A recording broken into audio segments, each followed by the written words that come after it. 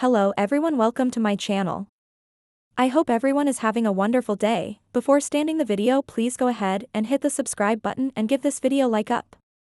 In a week that promises to redefine everything we thought we knew, the young and the restless storms into uncharted territory from July 28 to August 1, 2025.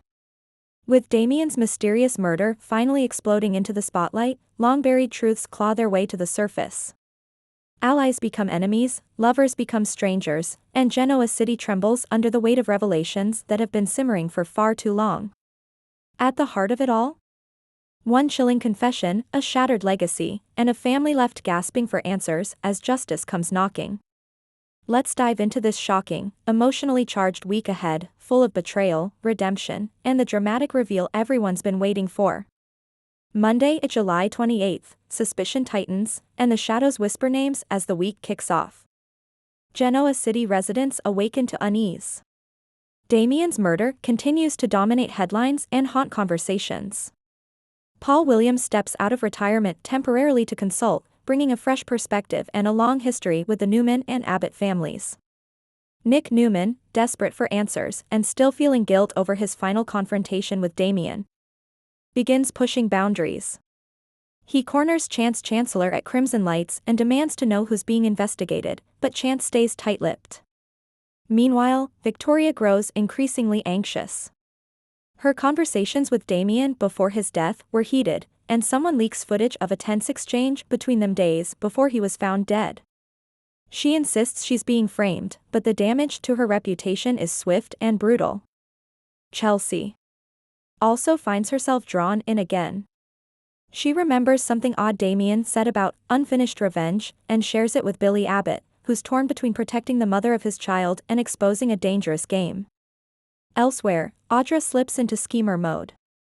She knows more than she's saying and begins pulling strings behind the scenes, not to reveal the truth, but to control who gets blamed. Tuesday, July 29, old secrets reopened, and a confession is taped. Paul and Chance review fresh evidence and find fingerprints that match someone unexpected, Adam Newman.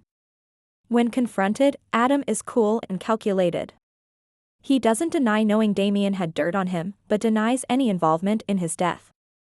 If I wanted him gone, Adam says, he'd have vanished without a trace. At Society, Sharon meets with Maria Rosales, Damian's estranged sister, who reveals chilling family details. Damian had enemies, yes, but also a half-dozen powerful secrets he was ready to use as leverage. He told me he had enough to ruin 3 families in Genoa City. Maria warns, back at Newman Enterprises, Nikki calls an emergency meeting.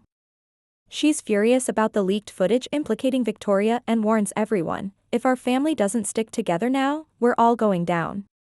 As tensions rise, Kyle Abbott receives an anonymous text, "You were there. I saw you. Say nothing or lose everything." Panicked, Kyle begins unraveling emotionally, and Jack notices. Could Kyle be hiding more than guilt? In a twist ending the episode, Paul quietly plays a tape from the police tip line, and a trembling voice says, "I didn't mean to do it. I only meant to scare him." Wednesday, July 30, the net closes in, and one Newman shocks the town midweek brings thunder, literally and figuratively. A summer storm rolls into Genoa City just as the investigation intensifies. Paul and Chance trace the anonymous voice from the confession tape, and it leads to Noah Newman. At first, Noah denies everything. "I was angry, sure. But I never touched him." But inconsistencies in his story and a damning timestamp from his security pass suggest otherwise. He's taken in for questioning, and Nick is absolutely gutted. Faith returns from college after hearing about her brother's arrest. She's convinced Noah is being framed and promises to help clear his name, but she's also hiding something. A note found in her dorm room reads, "You told the truth once. Don't start lying now." Meanwhile, Devin and Lily face their own Damian-related troubles. A business deal he brokered before his death is unraveling, and it looks like he may have siphoned funds from both Newman Media and Chancellor Winters. But who helped him? In the episode's final seconds, Audra watches a police report unfold on her phone and smirks. Right on schedule, she whispers, dialing a contact named only as X. Thursday, July 31, shattered alibis, and the final piece of the puzzle. Noah is released, for now. While police continue analyzing the voice tape, DNA found under Damian's fingernails comes back with a stunning match. Kyle Abbott. Jack is devastated. He confronts Kyle in private and begs for the truth. Kyle, trembling, finally confesses. I didn't kill him, but I was there. And I saw who did.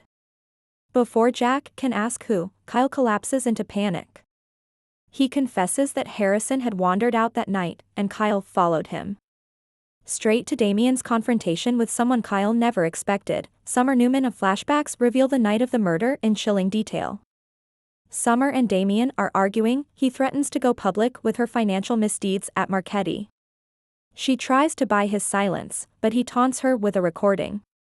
A struggle ensues, and he falls, striking his head on a stone pillar. Kyle insists it was an accident. But the evidence says otherwise. Summer called someone afterward, someone who helped clean it up. And that person may still be in the shadows. Back at the station, Paul gets a surprise message from an informant. You're chasing the wrong blonde. Friday, August 1st, Damian's killer revealed, and a shocking arrest. The week ends with a masterstroke of drama as Sharon, digging through Damian's therapy records, illegally, but with good reason, uncovers a name he kept referring to as SS. After comparing handwriting samples, she realizes it wasn't Summer. It was Sally Spectra. Chance puts it together fast. Sally had motive. Damian threatened to expose her past. Opportunity. Security footage shows her near the scene, and now, thanks to Sharon's tip, psychological evidence too. But the final nail comes from a hidden phone found in Damian's belongings.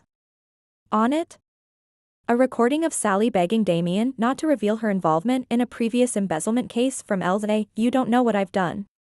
You think I'm the villain, but you made me this way. Sally is arrested during a photo shoot at Chancellor Winters, and Genoa City is left breathless. Nick is stunned. He thought he had moved on from Sally, but her lies run deeper than he ever imagined. Summer is cleared, though her secrets still leave her future in question. Kyle, racked with guilt, tells Jack he's leaving town. He needs to find himself again. As the credits roll, Sally stares through the bars of her cell and mutters. It was supposed to be him or me. Wrap up, a city shaken, and new dangers lurking. While Damian's killer is finally named, Genoa City is far from at peace. Audra's plan is still in motion, and her link to Damian may be deeper than she's let on. Fate's mysterious note hints at a deeper conspiracy. Who else knew? Victoria and Adam are both left reeling, and in business, they may now be more dangerous than ever. Sharon quietly investigates another connection in Damian's journal, an offshore account connected to Tucker McCall.